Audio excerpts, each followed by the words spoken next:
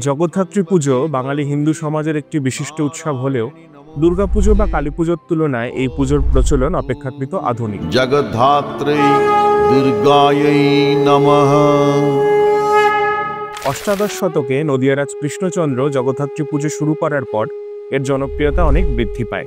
যদিও দেবী জগদ্ধাত্রী বাঙালি সমাজে একান্ত অপরিচিত ছিলেন তা নয়, তার প্রমাণও পাওয়া যায়।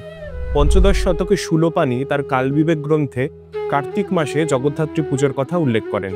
পূর্ববঙ্গের বরিশালে খ্রিস্টীয় অষ্টম শতকে নির্মিত দেবী জগদ্ধাত্রীর একটি প্রস্তর মূর্তি পাওয়া যায়। বর্তমানে সেই মূর্তিটি কলকাতা বিশ্ববিদ্যালয়ের আশুতোষ সংগ্রহশালার প্রত্নতত্ত্ব বিভাগে সংরক্ষিত আছে।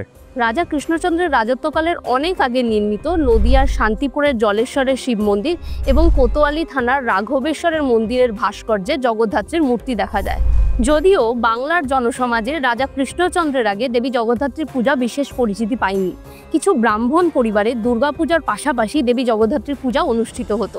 নদিয়া জেলার সদর কৃষ্ণনগরে জগদ্ধাত্রী পুজোর প্রচলন করেন রাজা কৃষ্ণচন্দ্র রায়। কিংবদন্তি অনুসারে জানা যায়, নবাব আলীবর্দী খাঁর রাজত্বকালে মহাবজ্রঙ্গ রাজার কাছ থেকে 12 লক্ষ টাকা নজরানা দাবি করে। নজরানা দিতে অপারগ হলে তিনি রাজাকে বন্দী করেন এবং মুর্শিদাবাদে মতান্তরে মুঙ্গেরে নিয়ে যান।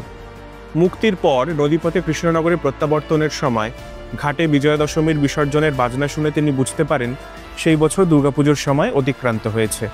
দুর্গাপুজো করতে না পারায় রাজা অত্যন্ত দুঃখী হন।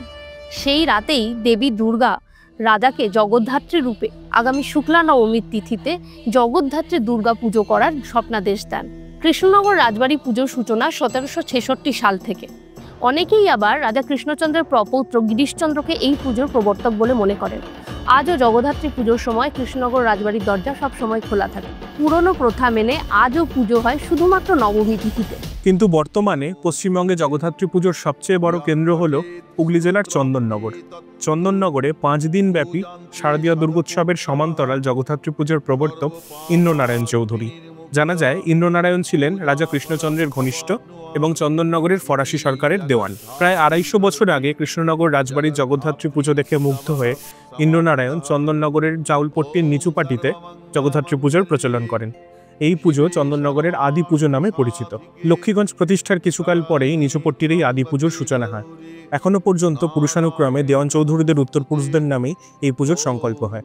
লক্ষ্মীগঞ্জ কাপড়পট্টির জগদ্ধাত্রী পুজো এই অঞ্চলের দ্বিতীয় প্রাচীনতম পুজো।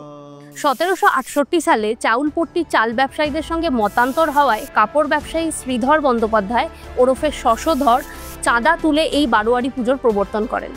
এই অঞ্চলের অপর দুটি পুজো হলো লক্ষ্মীগঞ্জ চৌমাথা ও বাজারের পুজো। উত্তর চন্দননগরের লক্ষ্মীগঞ্জের চাউলপট্টি, কাপড়পট্টি, চৌমাথা ও বাজার এই 4টিই বড় এবং প্রাচীনতম পুজো। দক্ষিণ চন্দননগরের হালদারপাড়ার আদি পুজো অশ্বত্থতলার বুড়িমার পুজো নামেই পরিচিত। এই পুজোটি লক্ষ্মীগঞ্জের বাকি পুজোগুলোর সমসাময়িক বলেই মনে করা হয়। যদিও এখন আর এই অনুষ্ঠান শুধুমাত্র চন্দননগর আর কৃষ্ণনগরের মধ্যে সীমাবদ্ধ নেই। বাংলার নানা প্রান্ত জুড়ে ছড়িয়ে থাকা 12 মাসে 13 পার্বণের অন্যতম বড় অনুষ্ঠান হলো এই হেমন্তকালে হৈমবতী দেবী জগদ্ধাত্রীর পূজা। আপনাদের সকলকে জানাই পিঙ্ক আমব্রেলার পক্ষ থেকে হৈমন্তিকা উৎসবের অনেক শুভেচ্ছা।